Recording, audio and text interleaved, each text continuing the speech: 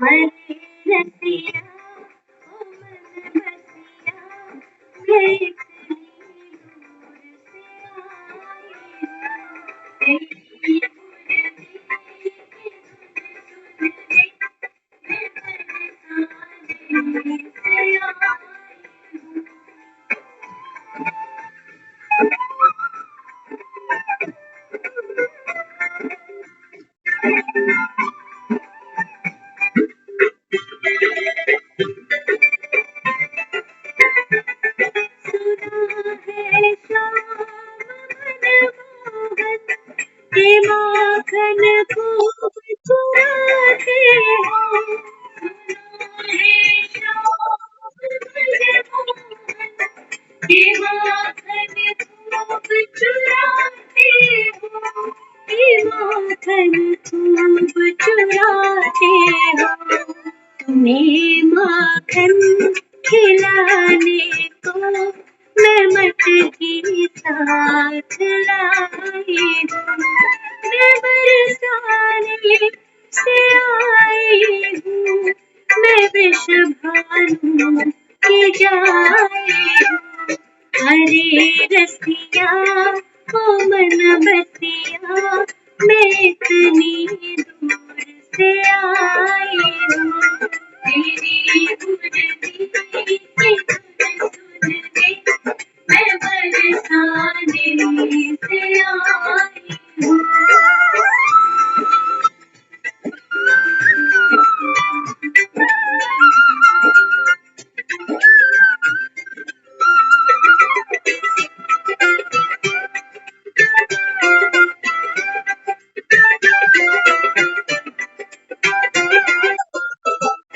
सुना है श्याम मनमोहन के गाँव में खूब चराते हो। सुना है श्याम मनमोहन के गाँव में खूब चराते हो। के गाँव में खूब चराते हो। तेरी गौवे चराने को मैं ग्वाले साथ लाई हूँ। मैं बरसाने से आई हूँ। मैं वृषभानु की जाई हूँ। हरे रसिया मन बसिया मैं इतनी दूर से आई हूँ। तेरी मुरली की धुन सुन के मैं बरसाने से आई हूँ।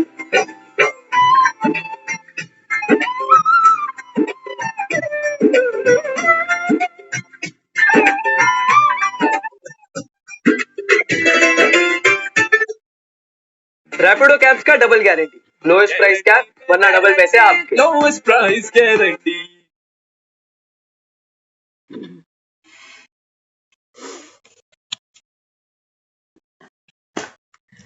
ओम ओम शांति। शांति दीदी जी। ओम शांति सभी को। ओम शांति मैम। ओम शांति सभी को। जी दीदी। ओम शांति। तो तेरी मुरली की धुन सुनने मैं बहुत दूर से आई हूँ।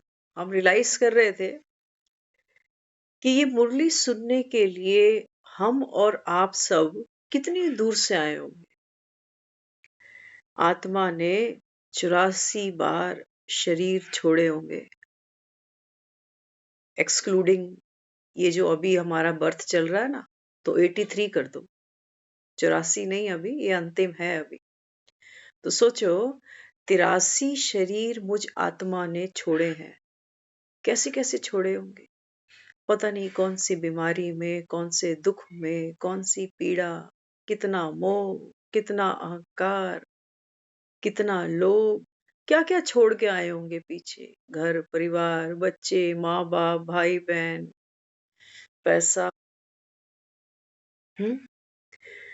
आत्मा इतना कुछ हर जन्म में पहले बनाती गई, plus plus plus plus plus. अचानक मृत्यु आती है, सब माइनस। सब माइनस। मृत्यु आई, सब कुछ जमा किया हुआ सब छीन लिया। बाबा कहता है बच्चे आप आत्माएं, हाँ बाबा ने कई बार कहा ना मुरली में, हाँ बाबा कहता है 5 माले से नीचे गिरती आत्मा। ये एक्सपीरियंस तो हमने हर जन्म में किए हैं। हर मृत्यु ने हमें चूस चूस कर छोड़ा है बाहर, कुछ नहीं बचा। आज हमने स्टेटस में एक पिक्चर डाली है, उसको देखना। वो पिक्चर बड़ी यूजफुल है। उस एक खटिया पर एक पेशेंट है, जाने की तैयारी है, ग्लूकोज चढ़ रहा है। वो सिस्टर जो फाइल रखती है क्या क्या ट्रीटमेंट चल रही है, कौन सी दवाई, सब कुछ बेड पे लगा पड़ा। लेकिन एक यमदूत आया है और मेमोरी है ना हमारी, स्मृतियां हैं हमारी, तो मरता हुआ आदमी स्मृतियों में जाता है। घर परिवार बच्चे पैसा लव अफेयर, कहीं सफलता मिली कहीं असफल हुआ। तो वो यमदूत पता क्या कर रहा है, कैंची लेकर के ना, उसके हाथ में एक बहुत बड़ी कैंची है, तो कैंची लेकर के उसकी जो स्मृतियां है ना उसको काट रहा है। चल बाबा ना यही हमसे करा रहा है, बस इसी को हमने मेडिटेशन कहा है। यही राजयोग है। ये जो मन बुद्धि संस्कारों को हम कर रहे हैं ना फिल्टर रिफाइन, इसका मतलब यही है कि ये पुरानी स्मृतियां हैं ना, बस अब घर जा। तो देखो वो छोटी सी पिक्चर कितना कुछ करा के चली। तो बाबा कहते हैं बच्चे आप मुरली सुनने यहाँ आए हो, बहुत दूर से आए हो, बहुत कष्ट उठा कर आए हो। एक जन्म की पीड़ा ही देखो ना, कम थोड़ी है। ऐसी पता नहीं कितनी पीड़ाएं आत्मा ने भुगती है। और बाबा कहता है देखो जन्म भाई जन्म, जन्म भाई जन्म। बाबा कहता है अभी मैं तुमको उल्टी गिनती सिखा रहा हूं, कोई नहीं सिखाएगा तुम्हें। जितना बाबा कहता है तुम उल्टी गिनती करनी सीख जाओगे ना, है ना। एक बच्चा जब दुनिया में आता है ना तो गिनती शुरू करते हैं हम, कहते हैं 1 साल का हुआ, 2 साल का हुआ, 3 साल का हुआ। तो जैसे जैसे उसकी लाइफ बढ़ती है, एज बढ़ती है, ऐसे ऐसे उसकी अचीवमेंट्स बढ़ती हैं। आते ही माँ बाप मिल गया, घर मिल गया, भाई बहन मिल गए, फिर स्कूल मिला, किताबें मिली, फ्रेंड्स मिले। थोड़ा बड़ा हुआ फिर देखो कॉलेज मिला, गर्लफ्रेंड मिली, बॉयफ्रेंड मिला, फिर नौकरी मिली, डिग्रियां मिल गई, फिर शादी हो गई, फिर बच्चे मिल गए, फिर धीरे धीरे बीमारियां मिल गई, रिटायरमेंट मिल गई। तो बाबा कहते हैं देखो अंत में जानते तो सब हैं कि सबको एक दिन जाना ही है, लेकिन मोह इतना है क्योंकि मशक्कत इतनी करी है पूरे जीवन। ऐसे थोड़ी डिग्री मिलती है, ऐसे थोड़ी इतना कुछ जीवन में हम प्राप्त करते हैं, बहुत मेहनत करनी पड़ती है। यही बाबा कहता है, बाबा कहता है जो खजाने दिए थे कहाँ गवा दिए। दुनिया की शोहरत कमाने में, धन कमाने में, संबंध निभाने में आत्मा को खर्च होना पड़ता है। एक मकान ऐसे नहीं बनते, नौकरियां धंधे ऐसे नहीं होते, खपता है इंसान। करके देखना कभी, कहीं बाहर जाना है, किसी से मिलना है, कोई ट्रेन पकड़नी है, कोई फ्लाइट पकड़नी है, कितनी हलचल होती है, कितना अंदर लगता है कि लेट हो रहा हूँ, लेट हो रहा हूँ। या कभी जाकर खड़े होते हैं, कहते सामने वाला ही अभी तक आया नहीं, कितनी देर से वेट कर रहा हूँ। तो आत्मा ने अपना सुकून, अपनी शांति, अपनी स्टेबिलिटी खर्च करी है, तब हमें ये खोटे सिक्के हाथ में मिले हैं। तो बाबा कहते हैं बच्चे ये जो मुरली सुनने आए हो ना, बहुत दूर से आए हो, कभी बैठ के रियलाइज करना कि कितनी दूर से आए हैं।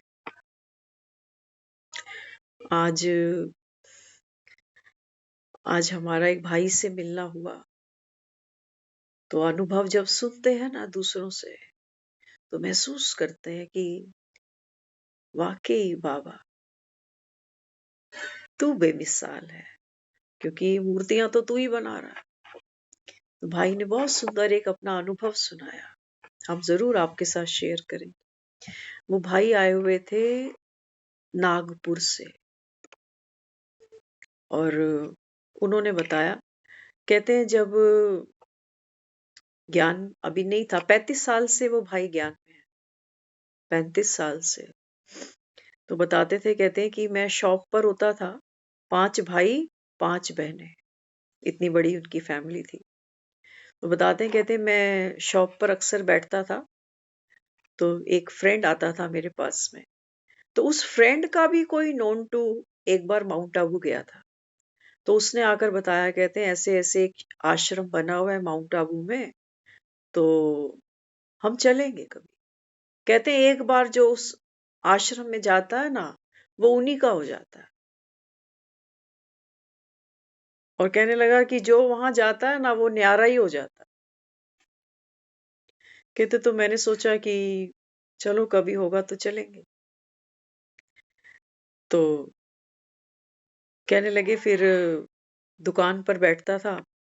तो एक दिन कहते हैं मुझे ऐसा क्लिक हुआ, भाई ने वर्ड यूज किया, मुझे ऊपर से एसएमएस आया। हाँ, भाई कहते हैं मुझे ज्ञान में एसएमएस बहुत आए। एसएमएस आए माना जैसे संकल्प, क्योंकि अभी ज्ञान नहीं पता, बाबा नहीं पता, कोर्स नहीं पता, कुछ नहीं पता। तो कहते हैं एक दिन शॉप पर बैठा था, अचानक से ना मुझे संकल्प आया कि ना मुझे मुझे माउंट आबू जाना है।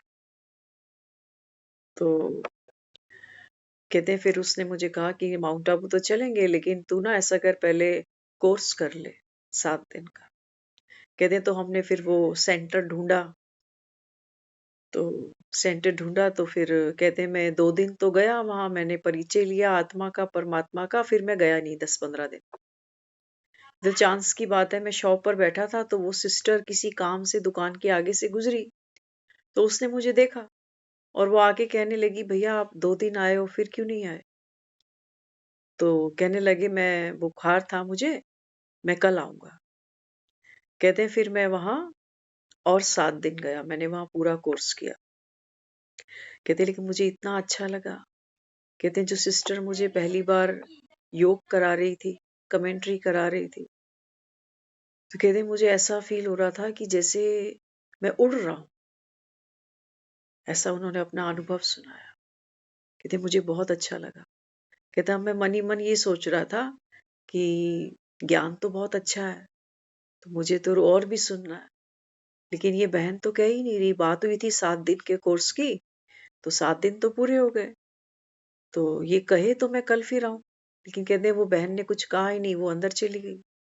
फिर एक और बड़ी बहन थी, तो उन्होंने पूछा आपको कैसा लगा कोर्स करके? तो मैंने कहा मुझे बहुत अच्छा लगा। कहते लेकिन मेरे अंदर वो चल रहा था कि ये मुझे कहे कि कल फिर आना है। कहता उसने भी नहीं कहा। तो मैं सोचने लगा, मैंने खुद ही कह दिया। मैंने कहा सिस्टर मुझे कल भी आना है। उसने बोला हाँ हाँ जरूर आना, कल से हम आपको मुरली सुनाएंगे। कहते मैंने पहली बार मुरली जब सुनी, मुझे नहीं पता मुरली क्या है, लेकिन कहते हैं वो मुझे इतनी मीठी लगी, ऐसा लगा जैसे मैंने पहले भी सुनी हुई है। समझ कुछ नहीं आ रहा, लेकिन वो इतनी मीठी लग रही है मुरली।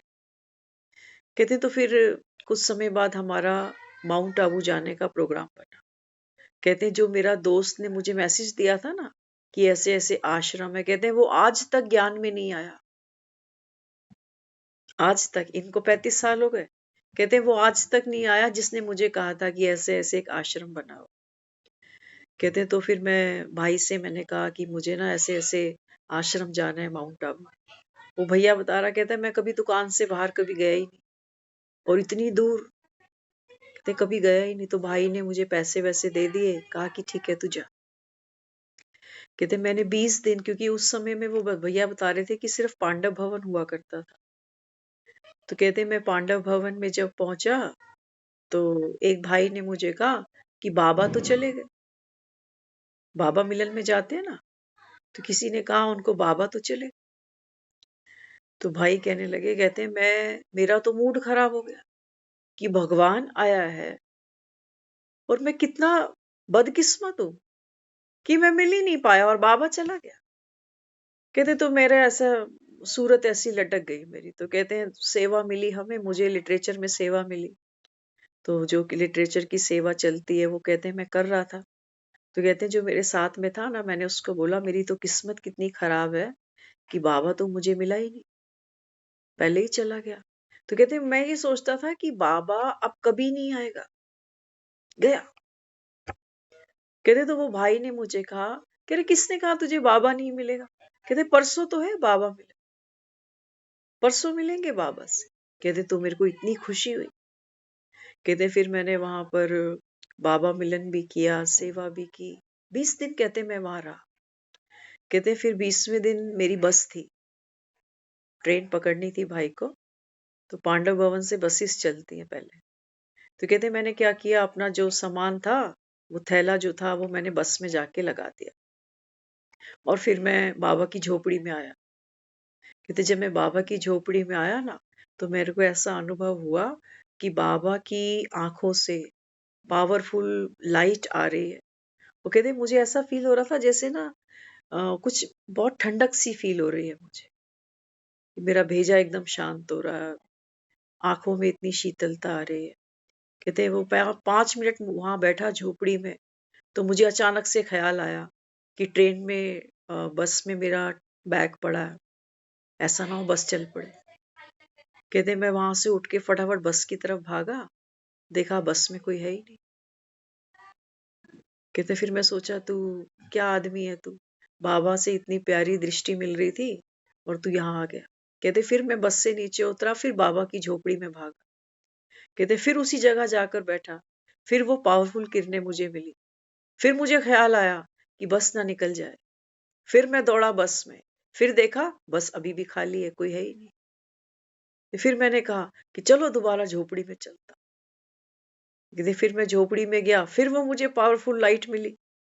कहते फिर मेरा दिमाग घूमा कि बस में जाऊं, कहीं बस ना चल पड़े। कहते अब जब मैं बस में गया तो बस पूरी फुल थी और सब मुझे कह रहे तू कहाँ था, तू कहाँ था? तो कहने लगे, मैंने कहा कि मैं झोपड़ी में ही बैठा था, बाबा को बाय करने गया था। बहुत सुंदर भाई के अनुभव थे। तो बाबा तो आज भी मुरली में बाबा ने कहा कि स्वमान में जब होते हो ना, बाबा कहता है तब मैं, बाबा कहता है वो प्यार, वो दृष्टि, हाँ, बाबा कहता है तब मेरी ब्लेसिंग आप आत्माओं पर बरसती है। अगर हम स्वमान में ही नहीं है माना स्मृति में नहीं बैठे, तो बॉडी कॉन्शियस होके बैठ गया, तो बाबा कहता है फिर दृष्टि किसको दूं? इसलिए हमें क्या करना है, जब भी हम मुरली सुनने यहाँ आते हैं, एक संकल्प पक्का करके बैठना। स्क्रीन खुलती है, सब बैठते हो, सुमान लेके बैठना है ना। अभी जो गीत चला था कितना प्यारा था, कितना प्यारा था। देखो भाव था कि तेरी मुरली की धुन सुनने मैं बरसाने से आई।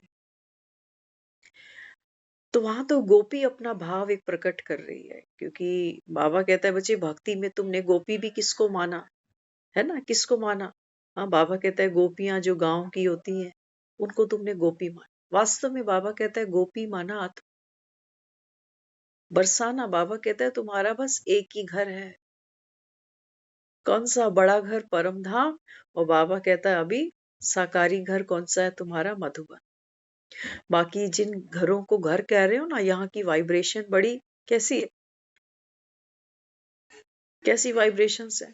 मुरली सुनने भी जाते हैं ना, सच बताएं आपको, आज ये वो बहन हमारे साथ थी, वो हमें अपना अनुभव भी बता रही थी। कहती हम आते तो हैं सेंटर पे मुरली सुनने, लेकिन टाइम कॉन्शियस भी तो रहना पड़ता है ना, कि इतने बजे जाना, इतने बजे लीव करना पड़ेगा, घर पे ये ड्यूटीज करनी है हमें। तो कहने लगी, कहती कि पहले तो हमें बहुत बहुत ज्यादा स्ट्रेस रहता था कि टाइम ज्यादा निकल रहा है, टाइम ज्यादा निकल रहा है। कहती लेकिन अब ये रियलाइज होने लगा है कि बाबा हमें रोज समझा रहा है। आज हम भी आपको एक अपना अनुभव शेयर करेंगे। हम आज कालका जी में थे सुबह मुरली क्लास के लिए। तो हम वहां से जब घर आए हैं तो शायद 10 बज चुके थे और हमारी ऐसी प्लानिंग थी कि हम 9 बजे तक घर पहुंच जाएंगे, क्योंकि वो सेवाएं होती हैं जिस रूटीन के हिसाब से। लेकिन हम मदमस्त थे। बाबा ने पक्का करा दिया है ड्रामा में, बाबा कहता है ड्रामा में कोई भूल नहीं है। है ना। हम तो सुबह उठे कुछ सोच के उठे कि जो रूटीन है वैसे ही सेंटर जाना है, लेकिन ड्रामा कब कहाँ घुमा घुमा के ले जाए हम कुछ कह नहीं सकते। तो बाबा कहता है कुछ भी हो, अपनी बाबा कहता है खुशी को आपने अगर संभाल लिया ना, तो ये गाना पक्का है कि शिव पिया साथ है।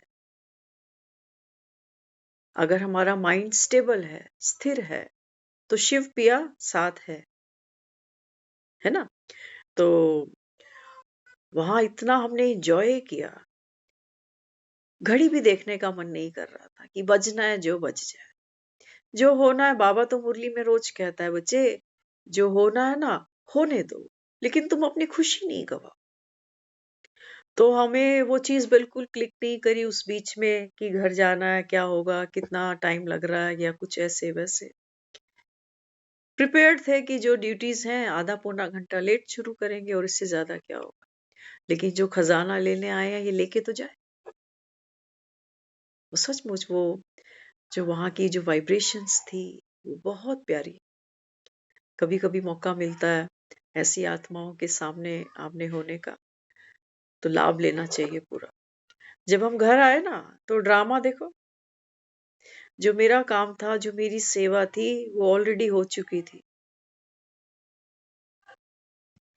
मैंने कहा अच्छा ये बाप ही है। बाप कभी कभी कहता है ना बेटी को कि तू बैठ, आज बैठ के खाना। हाँ, तो बाबा तो हमको प्यार देने के लिए बुलाता है अपने पास कि देखो भाग दौड़ तो पूरे जीवन की है, अभी रास्ते में टांग टूट जाए, कुछ और हो जाए तो। इसलिए बाबा ने हमें कहा है, बाबा कहते हैं बच्चे सेवा भी बंधन नहीं बने। सेवा भी माना यज्ञ के अंदर भी बाबा कहता है अगर तुम्हें कोई सेवा मिली है ना, ये भी बाबा कहता है बंधन। बंधन माना उसका भी बाबा कहता है तुम्हें खिंच नहीं हो कि हाय जल्दी देर कैसे कब, नहीं बाबा कहता। तो बाप की प्रत्यक्षता होगी कैसे? एक साधारण आदमी में भी और हम में भी कोई तो असमानता होनी चाहिए ना। आज दुनिया भी देखो वेट करती है तो क्या क्या करते हैं, भाग रहे हैं, सब भाग रहे हैं, सब भाग रहे हैं। तो बाबा कहते हैं तू कह रहा है मैं शांत स्वरूप आत्मा हूं। टाइम कॉन्शियस हमें भी होना पड़ेगा। हम किसी को ये नहीं कह सकते कि मैं शांत स्वरूप आत्मा हूं तो मैं तो ऑफिस में 11-12 बजे पहुंचूंगी क्योंकि मैं शांत स्वरूप आत्मा हूं। वो कहेगा घर बैठ। हमें टाइम कॉन्शियस होना है, लेकिन बाबा कहता है वो जो एग्जाइटी करते हो ना अंदर क्रिएट, लोगों को देखो वो जाम में फंसे हुए हैं और दे हॉर्न पे हॉर्न बजाए जा रहे, बजाए जा रहे। तो बाबा कहता है अभी अपनी स्थिति को संभालो। आज की मुरली आई बाबा ने कहा ना, माला पहनते हो अमृत वेले उठ के स्वमान की, तो स्वमान की माला क्या है? बाबा कहता है जो जो स्वमान की लिस्ट है ना, बाबा कहता है उस स्वमान की स्थिति में स्थित हो जाना, ये है माला पहनना। भक्त भी तो मंदिरों में जा जाके देखो मालाएं पहना रहे हैं देवी देवताओं को, लेकिन बाबा कहते हैं बच्चे ये यादगार तुम्हारी। तुम अमृत वेले उठते हो, बाबा कहते हैं एक बार चेक करो कितनी लंबी लंबी माला मैं तुमको पहनाता हूं। कैसी कैसी माला बाबा हमें पहनाता है। अगर ये माला भी हम सारा दिन पहन के रख लेना सोमान वाली, तो बाबा कहता है माया छू नहीं सकती तुझे। लेकिन हमें याद ही नहीं रहता। आज भी बाबा ने मुरली में ड्रिल कराई। बाबा ने पूछा, बाबा कहता है बच्चे ये ड्रिल दिन में कितनी बार करते हो? कौन सी ड्रिल? बाबा कहता है बीच बीच में अशरीरी बनने की आदत डालो आत्मा को। बाबा कहता है अब अंतिम बार इस शरीर से निकलना है। कहां पर? बाबा कहता है अब इस संगम युग में। तो बाबा कहता है दुनिया तो कलयुग में मरेगी, कलयुग में जी रहे हैं तो कलयुग में ही मरेंगे। और बाबा कहता है तुम संगम पर आए हो, तो संगम पर बाबा कहता है तुम्हारा अब देह से, बाबा कहता है जो मोह है, जो ममत्व है, बाबा कहता है इसकी उल्टी गिनती शुरू करो, अभ्यास करो। चलते चलते एक बार कभी देखो अपने आप को किसी से बात करते, कुछ खाते, बेड पे आराम करते संकल्प करो कि इस मूवमेंट पे अगर जाना पड़े तो कुछ है ऐसा जो यमराज कैंची से काट रहा होगा। बच्चों की याद, किसी की कोई बात जो मन को चुभती है। बहुत सी स्मृतियां हैं हमारे अंदर। वो बाबा रोज ये ज्ञान का जल देता जा रहा है। बाबा कहते हैं बच्चे कुछ भी तो नहीं है, पिछले जन्मों का तो हमें याद है कुछ, कहाँ थे, क्या छोड़ा था, कुछ भी याद नहीं। वो बाबा कहते हैं ये जो तुम अभी फंसे पड़े हो ना, अभी बंधन में बंधी पड़ी आत्मा कि 8 बजे तो लीव करनी पड़ेगी क्लास, 9 बजे तो लीव करनी पड़ेगी क्लास, है ना। तो बाबा हमें क्या समझाता है? बाबा कहते हैं जब तुम्हारा ये शरीर छूटेगा ना तो तुम्हें कुछ भी याद नहीं होगा कि 9 बजे मैं क्यों भागता था कहीं से उठ के, क्या करना होता था मुझे। लेकिन हाँ, ये भागने का संस्कार ये आत्मा के अंदर जा रहा है। ये जो एग्जाइटी आती है ना उसके अंदर, ये उसके अंदर जा रही है। ये जो वो 4 बजे अमृत वेला उठ नहीं पा रहा, ये डिप्रेशन बन रही है उसके लिए कि मैं तो बीमार ही रहता हूँ, मेरी तो तबीयत ही ठीक नहीं रहती, मुझसे तो अमृत वेला होता ही नहीं है। ये हम भस्म कर रहे हैं अपनी खुशी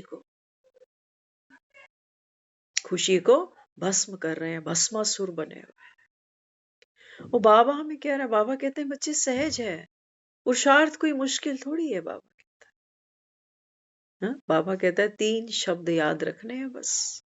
कौन कौन से? हाँ, बाबा कहता है निराकारी, निर्विकारी और निरअहंकारी। आज देखो बाबा ने इतनी प्यारी एक बात कही दादी से बात करते हुए। बाबा कहता है बीमारी भाग गई ना, दादी को कहा, है ना। आजकल तो बुढ़ापे की भी बात नहीं है, आजकल तो यंग बच्चे ही बीमार हैं। तो दादी को बाबा ने कहा बीमारी भाग गई ना। बाबा कहते हैं ये भी सेवा करने आती है। क्या सेवा करती है बीमारी आके? वो ये दिखाती है कि बीमारी हमें ही नहीं छोड़ती। जो जो राजयोगी आत्माएं बनी है संगम पर, जो भगवान के बच्चे बने हैं, जो भगवान की श्रीमत पर चल रहे हैं, ऐसी आत्माओं को भी बाबा कहता है देखो दुख, तकलीफ, पीड़ा, ये बाबा कहता है कर्म भोग है सारा। तो बाबा कहता है फिर दुनिया में जो आत्मा इतना कष्ट पा रही है ना, बाबा कहता है उनके लिए एक लेसन है, सीख है कि कर्म भोग तो सबको ही भोगना पड़ता है। तो दुनिया में देखो किसी के जीवन में कोई कष्ट आता है, कोई पेपर आता है तो लोग कंपेयर करते हैं ना एक दूसरे के साथ। तो बाबा कहते हैं नहीं बच्चे, हर एक आत्मा को अपना अपना कर्म भोग अपने अपने समय पर चुकतू करना ही पड़ता है। तो बाबा कहता है आप फिर दूसरों के लिए एग्जाम्पल बन जाते हैं। तो बीमारी भी बाबा कहता है कुछ सिखाने के लिए आई है ना, सिखाती है बीमारी। जो चीज हम छोड़ नहीं पाते, जो हमारी हेल्थ को नुकसान करती है, वो हम बीमारी के तहत छोड़ देते हैं क्योंकि उतना दुख उठाना पड़ता है हमें। तो जो कर्मेंद्रियां हमारी वैसे कंट्रोल नहीं होती ना, वो बीमारी करा जाती। ऐसे आप किसी को बोलो कि सुबह जल्दी उठो, वॉक पे जाओ, वो नहीं जाने वाला। लेकिन जब एकदम डेडलाइन पे आके खड़ा हो जाता है ना, तब अच्छे अच्छों की नींद खुल जाती। अच्छे अच्छे कहते हैं अब हमें बॉयल खाना खाना है, तेल नहीं चाहिए, नमक नहीं चाहिए, चीनी नहीं चाहिए। तो बाबा देखो देह से न्यारा होने का मतलब क्या है ना। दुनिया में जो ज्ञान नहीं भी सुन रहे, इनकी भी आत्मा देह से अलग हो ही जानी है। उसके लिए ये रूहानी पढ़ाई की किसी को जरूरत नहीं है। लेकिन बाबा हमें क्या सिखाता है? जैसे मक्खन से बाल निकले। वो तो बाबा कहता है बहुत कष्टदायक है मृत्यु। मृत्यु का तो सोच के ही आदमी कांप जाता है, एक बार आंखें ऐसे भर जाती हैं उसकी, है ना, कल्पना भी नहीं करना चाहता कोई। लेकिन बाबा कहता है ये तो सत्य है ना, जो आया तो जाएगा। तो बाबा हमको जो सिखा रहा है ना, बाबा कहता है अशरीर होने की ड्रिल करो बार। तो वो ड्रिल सिर्फ ऐसे नहीं होगा कि हम संकल्प करते जाएं कि मैं आत्मा देह से न्यारी हूं। इतनी सी बात से ये न्यारापन अनुभव नहीं होगा। ये न्यारापन हमको कैसे अनुभव करना पड़ेगा? हाँ, बाबा कहते हैं बच्चे, आज आया ना मुरली में, बाबा ने कहा देह का भान, देह का अभिमान। बाबा ने कहा एक लिस्ट निकालो कि सूक्ष्म देह का भान क्या क्या है। आज कहा है बाबा ने मुरली? तो देह, बाबा कहते हैं बच्चे, देह के बिना आत्मा ज्ञान का सृजन नहीं कर सकती। देह के बिना आत्मा योग युक्त अनुभव नहीं कर सकती। उस पुरुषार्थ के लिए भी बाबा कहता है ये देह अनिवार्य है। लेकिन बाबा फिर भी हमें बार बार याद दिलाता है कि अशरीरी बनने का अभ्यास करो। अशरीरी बनने का अभ्यास करो। तो अशरीरी बने माना देह के प्रति हमारा एक लगाव है ना, जिसमें सबसे पहले क्या आती है, हमारी कौन सी कर्मेंद्रिय आती है? हमारी जीभा। सबसे पहले जब बच्चा दुनिया में आता है ना, तन पे कपड़ा भी बाद में, लेकिन पहले वो आते ही रोता है। तो रोते सार उसको क्या चाहिए? दूध चाहिए। और जब कोई दुनिया से चला जाता है ना, डॉक्टर कह रहे हैं कि ये खा नहीं पाएगा, तो फिर देखो उसको ग्लूकोज चढ़ाते कि मुंह से तो नहीं खा रहा, कम से कम शरीर में कोई ताकत तो जाए। और सारा जो जीवन हम जो चला रहे हैं, एक बार चेक तो करना, इस जबान के पीछे ही तो क्या क्या खाना अच्छा लगता है, क्या अच्छा नहीं लगता। जो अच्छा लगता है वो जाके बार बार मार्केट में ढूंढते हैं, एक खास पर्टिकुलर दुकान चाहिए कि हमें इसी दुकान की ये चीज पसंद है ना। तो बाबा हमें क्या देता है? बाबा कहते हैं बच्चे, आपका भोजन कैसा होना चाहिए? सात्विक होना चाहिए। सबका पुरुषार्थ अपना अपना है और गुप्त है। गुप्त है सबका पुरुषार्थ, है ना। तो हम लोग क्या करते हैं, आपस में जब कभी बैठते हैं ना, तो हम शेयर करते हैं कि क्या आप बाहर का खाते हो कभी कभी? क्या आप शादी में जाते हो तो कभी कभी कुछ खा लेते हो? हर आत्मा, क्योंकि जब हम ज्ञान सुन रहे हैं ना, हमारी एक अपनी समझ है। उस नक्शे कदम पर बाबा के चलने के लिए हमको अंदर से बहुत करेज करना पड़ता है, बहुत सी चीजों का त्याग करना पड़ता है। तो आत्मा ऐसा नहीं है कि एक ही दिन में, वो भाई तो बता रहा था अपना अनुभव। वो कहता जब मैं ज्ञान में चला ना, तो कहते मैं माउंट आबू से जब वापस आया, कहते तो मैंने अपने शरीर को ऐसे टच किया तो मुझे ऐसा लगता था कि जैसे ये फूल की तरह सॉफ्ट हो गया है। कहते तो मुझे संकल्प आया कि मैंने इतने दिन ब्रह्मा भोजन खाया है ना, उससे ये शरीर कैसा हो गया है, कोमल एकदम। तो कहते मेरे घर के पीछे ही मंदिर था, मैं रोज जाता था। कहते लेकिन जब मैं वहां से आया, ये मेरा घर है, ये मंदिर है। कहते मैं बिल्कुल बीच में पहुंचा था चलते चलते, अचानक कह रहे मेरे पैर वहां पर सुन्न हो गए, दोनों जम गए। मंदिर जा रहा हूं माउंट आबू से वापस आने के बाद। कहते लेकिन मेरे पैर ऐसे जम गए कि जैसे चलने की ताकत ही नहीं। कहते वहीं खड़े खड़े मुझे एसएमएस आया फिर से। वो एसएमएस कहने लगा कि अब मंदिर में क्या लेना है, हो तो आया। कहते मेरी भक्ति सेकंड में छूटी, सेकंड में। तो हम जब सुनते हैं ना, तो हमें फिर अपनी एक जर्नी याद आती है कि मेरी भक्ति कैसे छूटी। कोई पर्टिकुलर डे मुझे याद नहीं है कि इस दिन से मेरे मन में मंदिर के लिए वैराग आ गया, कोई दिन याद नहीं है। लेकिन वो एक एक दिन, जब ज्ञान सुनते भी मैं और मंदिरों में जा रही थी, तो वो एक एक दिन भी वो मेरे पुरुषार्थ का समय था। मेरी समझ उस समय बढ़ रही थी, मेरे अनुभव उस समय बढ़ रहे थे।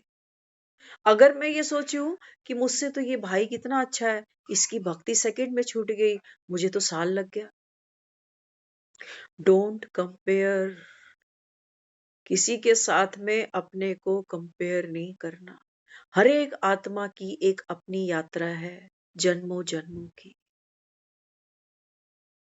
तो हो सकता है हम किसी का अनुभव सुने कि इसने तो 1 सेकंड में भक्ति छोड़ दी, ये तो बाबा का कितना लायक बच्चा होगा। और मुझे तो बाबा बहुत समय लग गया भक्ति छोड़ने में। बाबा क्या कहता है मुरली में? हाँ, बाबा कहता है जिन्होंने जितनी भक्ति की उतना, बाबा कहता है ज्ञान उठाएंगे, जितना और उतना, जितने की उतना फल, उतना फल। तो किसी से कंपेयर नहीं करो। कोई शादी में जा रहा है, हम दूसरे के लिए बड़ी जल्दी कह देते हैं, कहते हैं वो तो अभी भी खा लेता है कभी कभी। लेकिन ये जो हम अनुभव सुनते हैं भाइयों के, ये तो बेचारे कह रहे हैं कि हम तो नहीं खाते, माँ के हाथ का ही नहीं खाते। एक स्थिति बनती है, ठीक है। आज अगर मेरी नहीं बन रही है या अभी नहीं बनी है, वेट, चलने दो प्रोसेस को। अरे बेसन को ठीक से भून लो, लड्डू बन ही जाएंगे। जल्दबाजी मत करो, भोगने दो आत्मा को, देखने दो कितनी शादियां, कितनी थालियां जीव सकती है ये। और ये अनुभव हमें सिखा कर जाएंगे कि देख, अभी भी तू कच्चा है, तेरी इच्छा नहीं थी कहीं खाने की, लेकिन साथ के किसी ने तुझे ये कह दिया ना कि आप मेरे साथ चलो, अकेले मेरे को शर्म आ रही, तो तू चल पड़ा साथ में। कोई बात नहीं, और मेहनत करना, और मेहनत करना। चेकिंग खुद की करना कि शादी की वो जो आइटम थी वो अट्रैक्ट कर रही थी तुझे, या वाकई तूने सिर्फ कोई भूखा न रह जाए इसलिए तूने वहां जाकर योगदान दिया। ये अपनी चेकिंग खुद करना। कोई हमें किस भाव से, किस नजर से देखता है, हम कुछ नहीं कह सकते, लेकिन मेरे अंदर का जो पुरुषार्थ है वो मैं जानता हूं। इसीलिए जो भी किसी की कमी दिखती है या अपनी भी दिखती है ना, वो इधर उधर नहीं करना, क्योंकि हर आत्मा अभी एक अपने पुरुषार्थ के ट्रैक पे चल रही है। हर किसी का कमजोर संकल्प है, और वो कमजोर संकल्प फिर हमारे लिए भी चलेगा, तो हमारी स्थिति और डाउन हो जाएगी। हमें दिख रहा है ना कि हम कहाँ चल रहे हैं। बल्कि अगर किसी का कमजोर संकल्प दिखता है, कमजोर स्थिति भी दिखती है ना, तो उसको दुआएं देना। ब्राह्मण का मतलब ही क्या है? नॉलेजफुल, शक्तिशाली, जो दूसरे को देखकर प्रभाव में नहीं आ रही, प्रभाव में नहीं आ रही है ना। तो बाबा हमें क्या दे रहा है? हम जब जाते हैं, दूसरों से मिलते हैं, तो हमें ये अक्ल बाबा खोलता है ये धीरे धीरे। बाबा हमें कहता है, देख 250-300 लोगों के बीच में तेरा रुतबा क्या था उस गैदरिंग के अंदर? किसने उठाया तुझे? ज्ञान ने, समझ ने, योग ने। तो थोड़ा सा खुद सुधारना खुद को, मजा आएगा तुझे, बहुत मजा आएगा। तो जिसको परमात्म सुख मिलता हो ना, उसके लिए ये छोटी छोटी चीजें तो वर्थ ही नहीं रखती, कोई वर्थ नहीं रखती। लेकिन हाँ, इनको छोड़ने का तरीका सीखना पड़ेगा हमें। जबरदस्ती नहीं करना, गिल्टी में भी नहीं जाना कि इस बार भी हो गया, 4 लोगों ने भी देख लिया। कई बार हम सोचते हैं कि है फलाना देखेगा ना मुझे, तो वो सेंटर तक बात जाएगी, फिर दीदी भी सुन लेगी।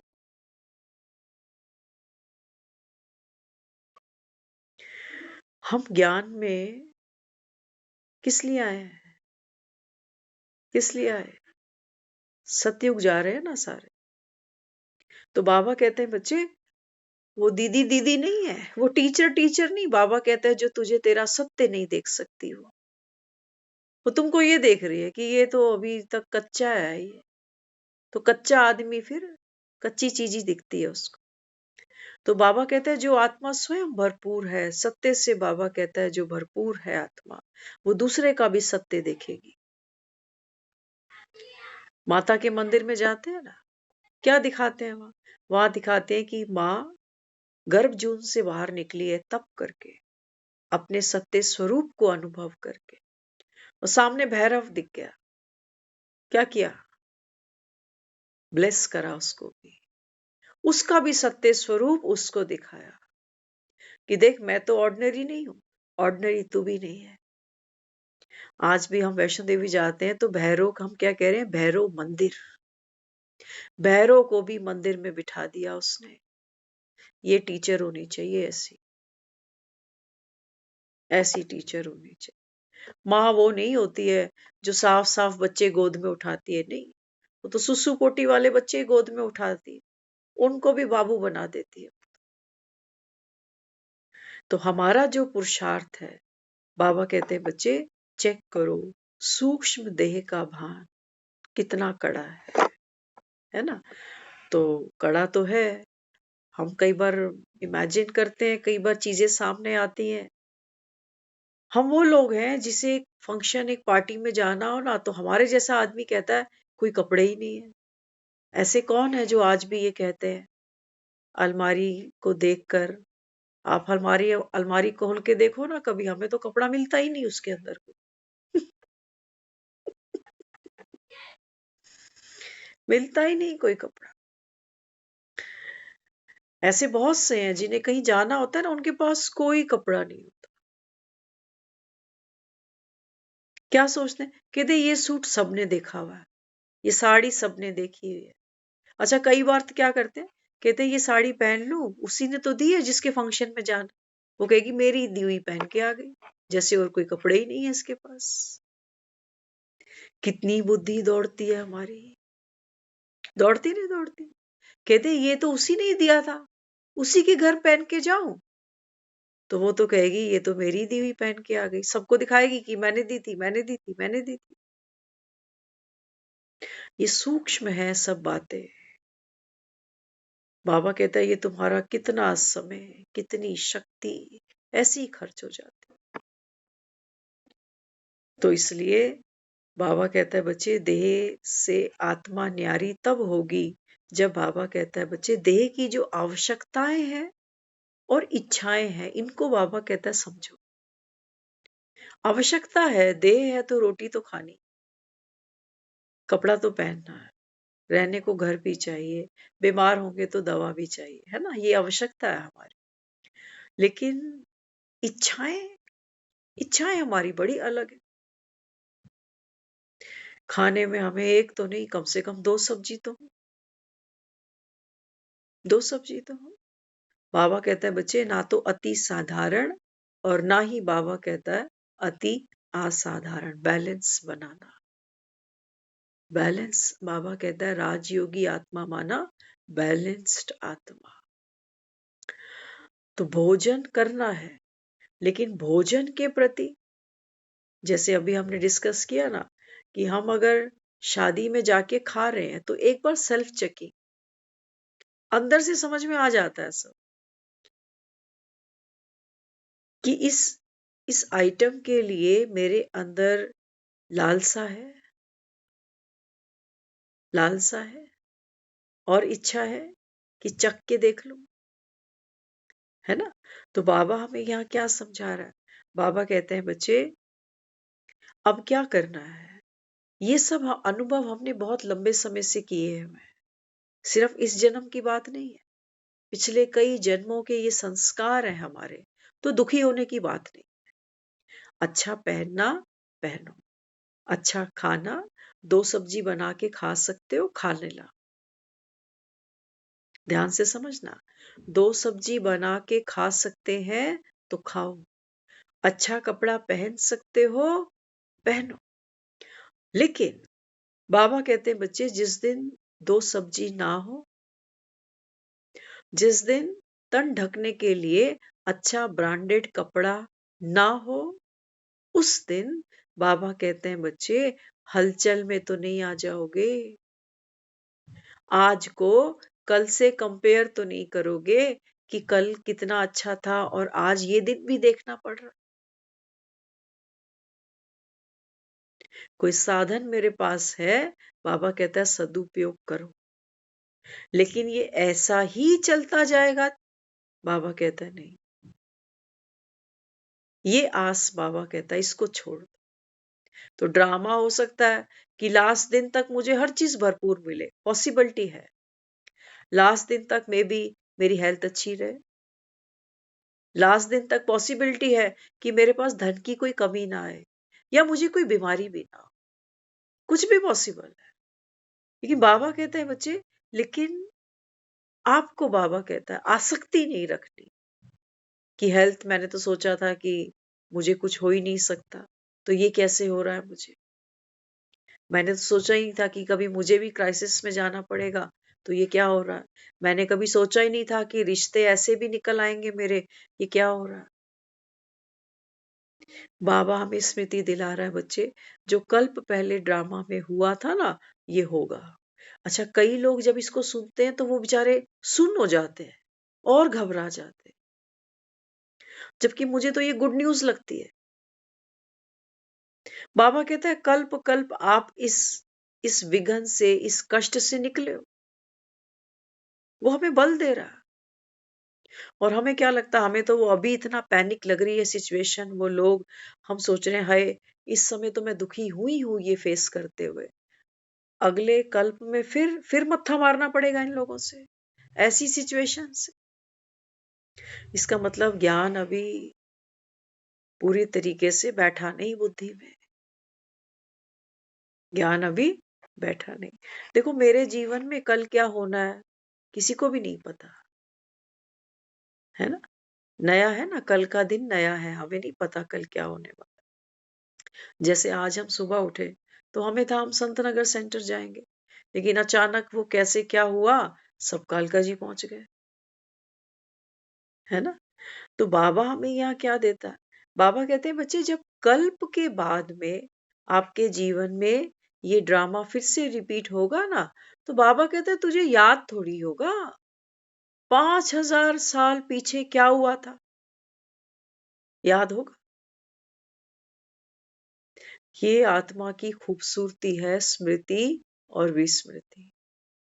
अगर हम एग्जैक्ट हर चीज को सेकंड बाय सेकंड याद करते ना, तो पागल ही हो जाते। अच्छा है यादें धीरे धीरे धुंधली हो जाती, अच्छी बात है। तभी तो बाबा कहते हैं तुम्हें तुम्हारा घर भूल गया, तुम्हें बाप भूल गया, तुम्हें बाबा कहते हैं तुम खुद कौन हो ये भी भूल गया, धुंधला पड़ गया ना। 5000 साल एक बहुत बड़ा पीरियड होता है। तो इसलिए बाबा अपने को समझाता है, बाबा कहते हैं बच्चे स्वमान की माला पहनो। स्वमान की माला अर्थात बाबा कहते हैं स्थिति में, स्वमान में स्थित रहने का अभ्यास करो। बार बार बाबा कहता है ये ड्रिल करना।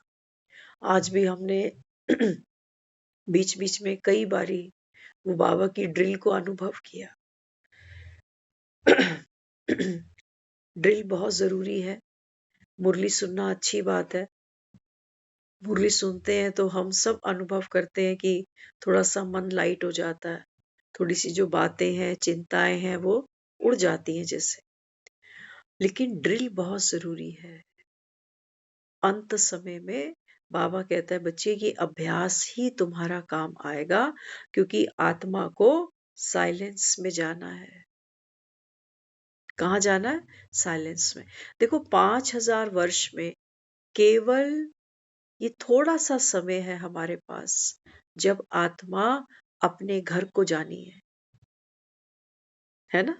परम धाम हम देखते हैं ना, तो वो भैया भी बता रहे थे, कह रहे हैं कि ज्ञान सिर्फ इतना सा है कि आप आत्मदर्शन रोज करो, है ना। बाबा जो लेके आया खजाना वो क्या था, बाबा तो यही कह रहे हैं बच्चे आप आत्मा हो, बिल्कुल बाप समान। आज की मुरली यही थी कि बाप समान हो। तो बाबा कहते हैं जो आत्मा भगवान के समान होगी, क्या दुखी होगी, अशांत होगी, क्रोधित होगी, मोहित होगी किसी पर, कोई लोभ लालच होगी उसके अंदर, कुछ भी नहीं, कोई मिलावट नहीं होगी उसके। तो भैया वो बताने लगे, कहते हैं देखो दुनिया में हम सब शीशे तो देखते हैं, शीशा ऐसा कोई घर नहीं है जिसके घर में शीशा नहीं होता। कितनी बार दिन में हम आते जाते शीशा देखाते हैं, है ना। ब्रश कर रहे होते हैं ना, तो वॉश बेसिन के सामने भी शीशे लगा रखे हैं, ये चमकते हुए दांत देखने के लिए। ये दांत कितने मोतियों की तरह चमकते, है ना? तो कम से कम दिन में 15 मिनट ऐसे जरूर निकालो कि आत्मदर्शन हो, अपनी स्थिति का दर्शन हो। देखो, आत्मा तो दिखती नहीं, लेकिन अपनी स्थिति तो देखो, स्थिति तो देखो। क्योंकि स्थिति में स्थित होने के लिए तो मुरली सुनी जा रही है, बातों को छोड़ने के लिए ही तो मुरली सुनी जा रही है ना, चिंताओं से मुक्त होने के लिए ही तो मुरली सुनी जा रही है ना। तो बाबा कहते हैं बच्चे, ये जो सितारा है ना आत्मा, बाबा कहता है आप इसका दर्शन करो। बीच बीच में बाबा कहता है अपने घर का भी दर्शन करो। घर में आना, घर में आके आराम करना किसको पसंद नहीं? बाबा कहता है आप आत्माओं का वो घर है, और सारा दिन हमारा बीत जाता है, हमें एक बार भी याद नहीं आती ना घर की, क्योंकि हमारी बुद्धि यहीं अटक गई है। इन्हीं 3-4 कमरों के मकान को हम अपना घर बनाकर बैठे हैं कि काम वाली आएगी, काम वाली जाएगी, अभी कपड़े धुलेंगे, अभी बर्तन धुलेंगे। बस यही हम नाच नचाए जा रहे हैं, यही नाचे जा रहे हैं। बाबा कहते हैं बच्चे अब वहां जाना है ना अपने घर में, तो अपने घर में बाबा कहता है फिर कोई अपने घर से कोई मोहब्बत है तुम्हें, जहां भगवान बैठा हो? सोचो, दुनिया तो मंदिरों में जाते जाते देखो वो साष्टांग लेट लेट जाते हैं बेचारे, जाते नहीं जाते, नंगे पांव जाते हैं, कितनी कितनी मन्नत मानते हैं, तो कहते हैं कि हम मंदिर जाएंगे क्योंकि मन्नत पूरी हो गई। और बाबा कहता है तुम कह रहे हो हम संगम युगी ब्राह्मण फरिश्ते आत्मा, बाबा कहता है फंसे तुम सारा दिन देह में हो, देहधारियों में हो। घर का चक्कर लगाया दिन में कभी? बाप की सुध ली तुमने? बाबा कहता है संसारी माँ बाप तो तुम्हें भूलते नहीं, कि रोटी खाई, चाय पानी पी, दवाई ली। बाबा कहता है ये पारलौकिक बाप से कोई प्यार मोहब्बत है तुम्हारी? है ना? तो मोहब्बत तो सिखाई नहीं जाती, सिखाई जाती है। एक माँ कहीं ट्रेनिंग लेने जाती है अपने बच्चों को कैसे प्यार करूं? आपने ली किसी ने ट्रेनिंग कि बच्चों को कैसे प्यार करना है? नहीं, क्योंकि कुदरती आत्मा में ये एबिलिटी है, ये गुण है उसका, कि वो है ही प्रेम स्वरूप, है ही। तो बाबा कहते हैं बच्चे ये जो आप प्रेम स्वरूप हो ना, अब बाबा कहते हैं हद से निकलकर अब बेहद में आओ, अब बेहद में आओ। तो बेहद में आना माना, बाबा कहता है तुम्हें बेहद का बाप याद आए, बेहद का घर याद आए। अच्छा, मजे की बात है, बेहद में ना हद आई जाएगी।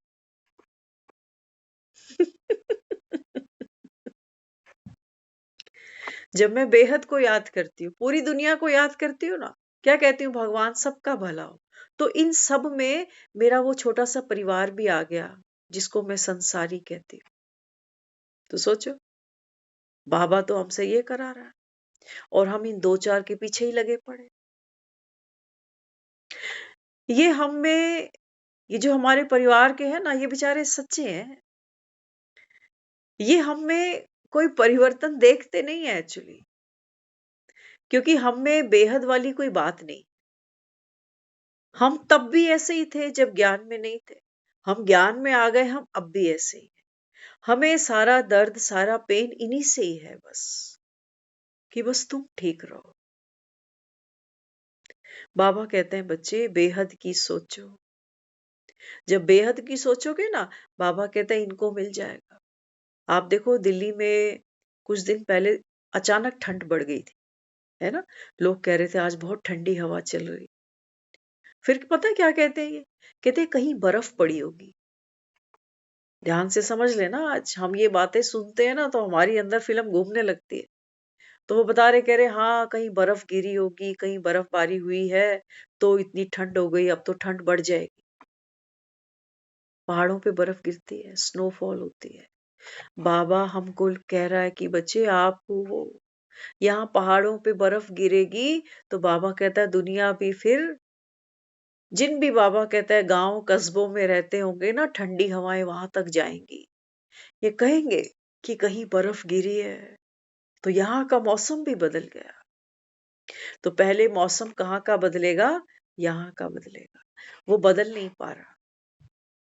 क्यों? क्योंकि हम बॉडी कॉन्शियस से बाहर नहीं आ पाते, नहीं आ पाते। बाबा कहता है इसीलिए तो तुम्हें रोज रोज मुरली सुननी होती है, इसीलिए बाबा कहता है रोज तुम्हें अमृत वेला करना होता है। अब सर्दियां आ रही हैं, हम सब जानते हैं, जो 4 बजे उठ रहे थे वो अब धीरे धीरे मधुबन में ठंड देखना। आप मधुबन में देखो अभी जो ठंड चल रही है, खासतौर से अगर पांडव भवन की बात करें, है ना। आज बाबा ने मुरली में पांडवों की भी महिमा की। बाबा कहता है अगर मधुबन में पांडव ना हो ना तो दिल नहीं लगेगा। ये पांडव सुबह 5 बजे क्लास करते हैं। आज हमारा यूथ करके दिखा दे। यूथ क्या कर रहा है आज हमारा? हमारे बच्चे यूथ है ना, ये क्या खा रहे हैं, क्या कर रहे हैं, क्या सोच रहे हैं। अभी थोड़ी देर पहले हम बाहर थे, तो हमने एक बायफेस जानते हैं, मतलब जानते भी क्या, बस बायफेस समझते हैं कि यहाँ लोकल है ये, लेकिन नाम नहीं पता हमें उसका कि ये कौन है। सामने से आया और वो आके रुका वहां पर कुछ खरीदने के लिए। वो बार बार अपना फेस देखे। मैंने भी उसको समझा, मैंने कहा ये कहीं मिला है मुझे, कहीं मिला है, कुछ बातचीत इससे कभी हुई है मेरी। तो मैंने क्या देखा, उसका जो हुलिया देखा, जो उसके फेस पर जो, तो उसके हाथ में मैंने देखा वो गुटखा। तो मैंने ना घर आके फिर भैया को कहा, मैंने कहा मुझे एक बात बता, ये जो लोग गुटखा खाते हैं इसमें भी नशा होता है ना? तो बोला हाँ नशा तो होता है इसमें। तो मैं कहा उसके हाथ में गुटखा था और वो ऐसे नशे में धुत है जैसे। ये हमारी यंग जन, ये यूथ है हमारा। सोचो, किसी का तो बेटा होगा, किसी का तो भाई होगा, किसी का तो हस्बैंड भी होगा, किसी का बाप भी बनेगा। एक एक रुपए के ये नशे, कितनी हल्की बात है। और बाबा जिन पांडवों की बात कर रहा है, हाँ बाबा ने आज पांडवों को कहा कि भाई नगाड़े बजने हैं, प्रत्यक्षता कहाँ से होगी? दिल्ली से होगी। बाबा कहता है प्रत्यक्षता तो चारों दिशाओं से होगी। तो सोचो बाबा हमें कहाँ ले जा रहा है। ऐसी दुनिया से जहां माए रोती हैं, कहती मेरे बच्चे को आदत पड़ी है नशे की। अच्छा मजे की बात है, हमें नशा क्या समझ में आता है? हमें लगता है अल्कोहल, हमें लगता है ये सिगरेट बीड़ी हुक्का ये वो सब, लेकिन बाबा तो हमें और भी गहरी बीमारी बता रहा है। बाबा कहते हैं बच्चे, सबसे बड़ा नशा है संसार में कौन सा? देह भान और देह अहंकार का, कोई भी बचा नहीं। वो नशा दुनिया क्यों कर रही है?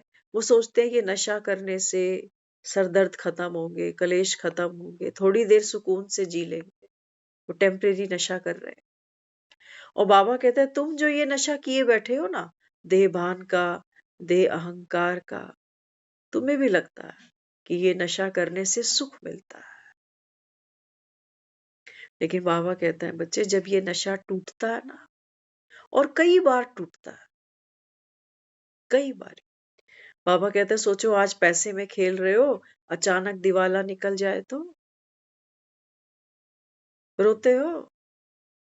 आज शरीर अच्छा है, कल को कोई रोग लग जाए तो रोगे। आज संबंधों पे बड़ा गर्व है कि मेरे को सब संबंधों का सुख मिलता है, बच्चे अच्छे हैं, पति अच्छा है, ये अच्छा है, वो अच्छा है।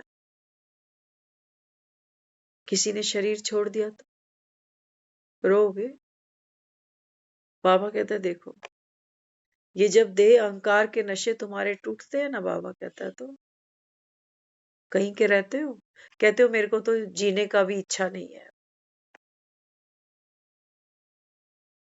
तो बाबा हमें क्या दे रहा है? समझो तो ये सोम रस है, समझो तो यही संजीवनी है। समझो तो बाबा कहता है बच्चे, भगवान तुम्हारी तरफ हाथ बढ़ाता है कि बच्चे अपना हाथ मुझे दे दे, भरोसे का, श्रद्धा का, विश्वास का, तुझे डूबने नहीं दूंगा। तुम बाबा कहता है अगर धन को समझते हो माई बाप, संबंधों को समझते हो माई बाप, या बाबा कहता है तुम्हें अपने पर इतना भरोसा है, तो बाबा कहता है फिर तिनके के सहारे हैं। बाबा कहता है बच्चे तिनके डूबेंगे, ये शरीर नहीं बचेंगे, 4 कंधे चाहिए होंगे इसको उठाने के। वो धन जिस पर आज इतना अहंकार है ना, श्वास के छूटते ही उस धन के वारिस कोई और बन के बैठे। और श्वास छूटने की भी देरी कौन कर रहा है आज? जीते जी वारिस बने बैठे हैं, मालिक बने बैठे। तो बाबा कहते हैं बच्चे, नशा माया तो तुम्हें भरपूर कराती है 23 घंटे में, लेकिन बाबा कहता है ये वो नशा है, नारायणी नशा। बाबा कहता है जब मैं माया का सारा नशा, कहते हैं ना भगवान ने मोहिनी रूप धारण किया, और इस समय बाबा कहता है मैं आप ब्राह्मण आत्माओं को ये ज्ञान का अमृत पिला रहा हूं। ये अमृत पीने से बाबा कहता है आत्मा अमर हो जाएगी। अमर हो जाएगी माना 84 का पाठ खेलने के लायक हो जाएगी। नहीं तो बाबा कहता है फिर नर्क में ही जी रहे हो। नर्क में ही जी रहे हैं ना लोग, एक दूसरे को देख रहे हैं, किसी का पैसा, किसी की कोठी, किसी की खूबसूरती। तो बाबा कहते हैं फिर देख देख के क्या अनुभव करते हो अंदर अंदर? कभी ईर्ष्या होती है, जब किसी अपने को देखते हैं ग्रो करते हुए तो मन में आता है किसी की नजर ना लग जाए। होता है ना, या तो ईर्ष्या आएगी या फिर मोह बढ़ेगा। अल्टीमेटली बाबा कहते हैं बीमारी तो बढ़ेगी। तो इसलिए बाबा कहते हैं बच्चे समझदार बनो, थोड़ा सा समय रह गया है ना। बाबा कहता है ऐसा सुख संसार में किसी को मिलता नहीं है जो इस समय मैं तुम्हें दे रहा हूं। भगवान बैठा है, और भगवान ही हम आत्माओं को इतनी शक्ति, इतना बल भर रहा है कि बाबा कहते हैं बच्चे उल्टी गिनती करते जाओ, लाइट होते जाओ। दुनिया में लोग मरने के बाद कह देते हैं कि बेचारा देखो साथ क्या ले गया। बाबा कह रहा है ये रियलाइज जीते जी क्यों नहीं करते हो कि मेरे साथ कुछ भी नहीं जाने वाला। तो क्यों पकड़ूं फिर? कर्म के बंधन को क्यों पकड़ूं? संबंधों को क्यों पकड़ूं? क्यों पकड़ूं?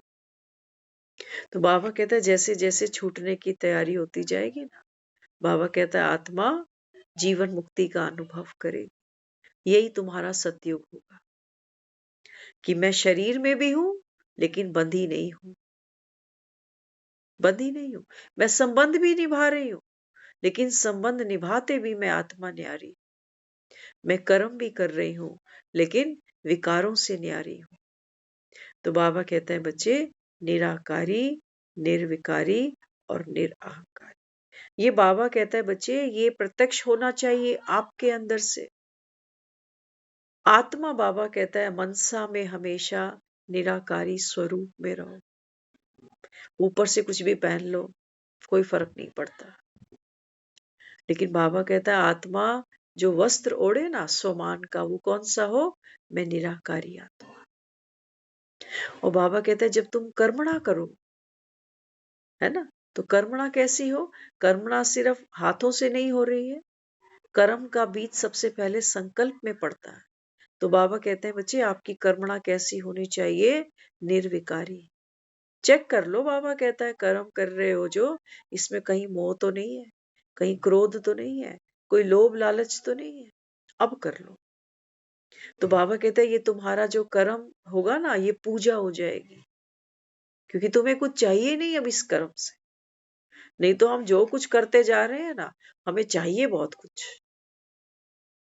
चाहिए बहुत कुछ। हम चाहते हैं जब हम मंदिर में कहीं दान करें तो दुनिया मुझे देखे, मेरे हाथ में नोट भी देखे 500 का, और जब वो 5 का सिक्का होगा ना तब कोई ना देखे।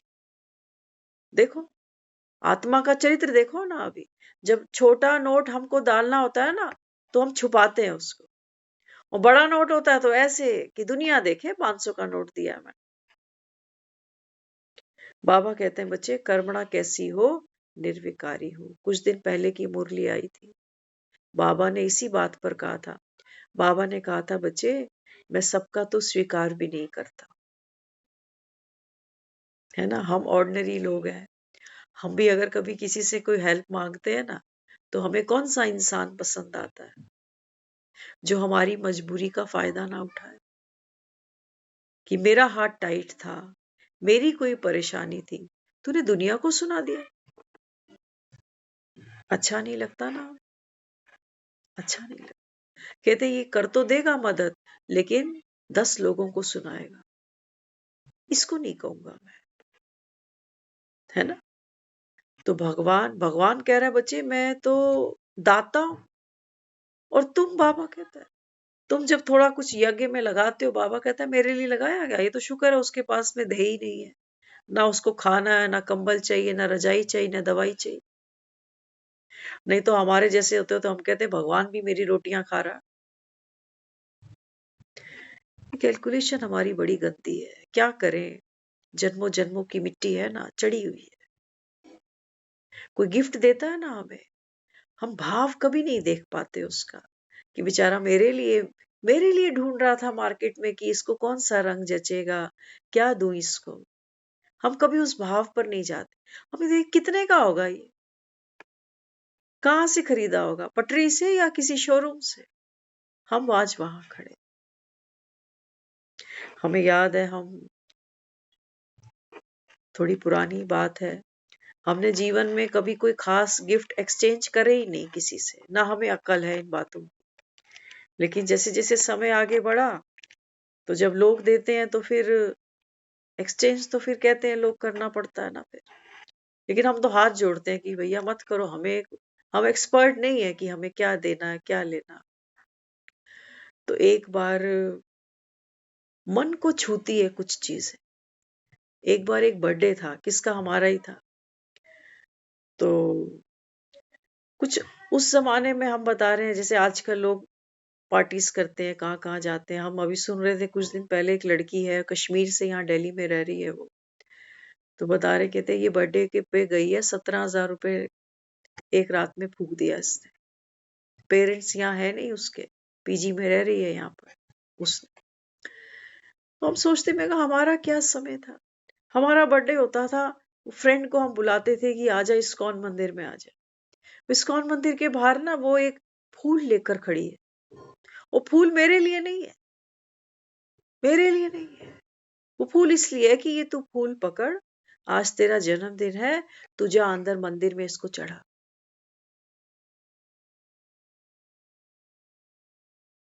हमारा सर ही चकरा गया कि ये कितनी आगे है। ये फूल मेरे लिए नहीं है, ये फूल इसलिए है कि तेरा जन्मदिन है, तो तू भावना से जा इसको मंदिर में चढ़ा। हमें वो दिन कभी भूला ही नहीं, कभी नहीं भूला। अभी भी हमारी बहन है, एक बहुत प्यारी बहन है, तो वो कई बार जिद करती है कि केक केक। मैंने कहा नहीं, हम केक कुक नहीं काटते, कि अब हम क्या करेंगे, हम फ्रूट खाया करेंगे बर्थडे पे। तो बहन एक बार वो तरबूज ले आई कि बर्थडे पे हम केक काटेंगे तो तरबूज काटेंगे। एक बार हमने खरबूजा भी काट डाला। हाँ, तो भावना बहुत मैटर करती है। और हम तो भगवान के लिए ही कह रहे हैं कि भगवान तो भावना का भूखा होता है ना। तो हम जहां भी खड़े हैं, हमने दुनिया में जो भी सीखा है अब तक, बाबा कहते हैं बच्चे अब जो बाप सिखाता है ना वैसे चलो। तो आत्मा बनकर आत्माओं को जब देंगे ना, अब वो देखो, वो आत्मा का ज्ञान तो नहीं था हमें। वो बेचारी आई, उसने क्या किया, वो एक फूल लिया, और फूल जब अपने हाथ में दिया ना, कह रहे हैं आप चल के इसको मंदिर में भगवान को दो। देखो अभी रूहानियत नहीं है इसमें, लेकिन ये दुनियावी चीजों से हम लोगों को देखते हैं। वो शादियों में जाएंगे ना तो बड़े महंगे महंगे बुके बनवाते। हमने एक दिन किसी से बात की, मैंने कहा आपने कभी कोई बुके वगैरह, जबकि एक बार उन्होंने हमारे ही किसी फंक्शन में लाके दिया था तो हमने उनको कहा, मगर तेरा वो बुके तो बेचारा मुरझा गया शाम तक, कोई ढंग की चीज लाई होती इससे अच्छा तो उन्होंने हमें एक बहुत काम की चीज बताई। वो कहते ये ना शोशाई है सारी। कहते किसी को ऐसी चीज दो, हम भी अपनी जेब से किसी को कुछ जाके देते हैं तो कोई चीज तो उसको ऐसी दो कि अगला उसको यूज करे। कहते अब तुमने इतना बड़ा बुके उसको दिया, वो बेचारा लेके खड़ा रहेगा उसको? नहीं, वो पटक देगा उसको कहीं आगे पीछे दाएं बाएं, और जब वो घर जाएंगे ना तो वो बुके वहीं रह जाने, वो किसी काम के नहीं, वो सिर्फ फोटो खिंचाने तक ठीक था। तो हमको बाबा तो ब्राह्मण बना रहा है, बाबा इकोनॉमी भी हमें सिखा रहा है। बाबा कहते हैं बच्चे अभी तुम्हारा जो धन है ना, तुमने बाप को समर्पित किया है, तन मन धन। तो बाबा कहता है अभी फिजूल खर्ची नहीं कर, सिखा रहा है ना बाबा, है ना। तभी तो बाबा कह रहा है यूथ कैसा बनेगा, समझदार बनेगा, इकोनॉमिकल बनेगा। आज का यूथ देखो ना आप, क्या कर रहा है आज का यूथ? पार्टीज कर रहा है ना। हाँ, आजकल तो कौन कौन सी पार्टीज हो रही हैं। हाँ, तो बाबा कहते हैं बच्चे अभी क्या करना है, चाहे बाबा कहता है शिव शक्ति है या पांडव है। बाबा कहता है पांडवों के बिना भी गति नहीं, और शिव शक्ति बाबा कहता है पहले शक्ति प्रत्यक्ष होगी तब बाप प्रत्यक्ष होगा। तो शक्ति का प्रत्यक्ष होना अर्थात बाबा कहते हैं बच्चे जितने आप नॉलेजफुल उतने ही शक्तिशाली भी। तो बाबा कहता है अभी कोर्स तो खूब करा लिए तुमने, अब बाबा कहता है दुनिया ये कहती है कोर्स करने के बाद कि कोर्स बहुत अच्छा है, लेकिन बाबा कहता है अब इनमें शक्ति की फोर्स भरो ताकि ये अच्छे बनने का पुरुषार्थ करे, है ना। अच्छा बनना है ना सबको, या सिर्फ यही करते रहे कि ज्ञान अच्छा है, ज्ञान अच्छा है, ज्ञान अच्छा है। तो बाबा कहते हैं बच्चे शक्तियां कौन है? शक्तियां वो हैं, बाबा कहता है तो दूसरों को भी शक्ति की अंजलि दे सके। तो ज्ञान तो बाबा कहता है बाप से भी ज्यादा होशियार हो ज्ञान सुनाने में, है ना।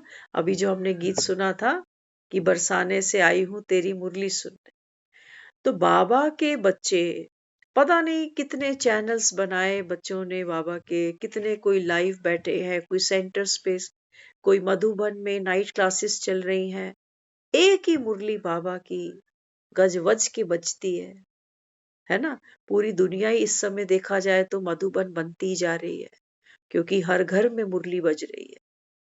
आप लोग जो सुन रहे हो ना इस समय, आपके घरों में भी भगवान की मुरली बज रही है इस समय। तो सोचो आपके घर का वायुमंडल कितना प्योर है।